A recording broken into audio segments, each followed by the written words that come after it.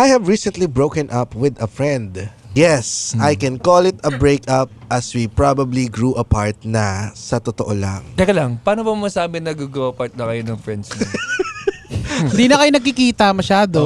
Ay ano naman yung sinasabi nilang kahit hindi tayo magkita ng matagal, kung tayo talagang Magkaibigan. magkaibigan. Oo, may ganun Pag din. Kasi ang daming kwento pag nagkita kayo, yun naman. No? Baka nagtutuloy lang yung mga kwentong hindi nyo natapos nung last time kayo magkasama. So, ang pag-grow apart ay ibig sabihin you're not close to begin with. Oo, pwede. Yung mga childhood friends ko. Hindi na naman kami nagkikita madalas eh. Parang once a year na lang eh. Diba? Pero pag nagkita kayo, diba parang, Jimboy! Ganun. Oo, ganun pa rin yung kulitan. Magkakaroon ng disparity kapag mas nag-grow yung isa kaysa dun sa isa.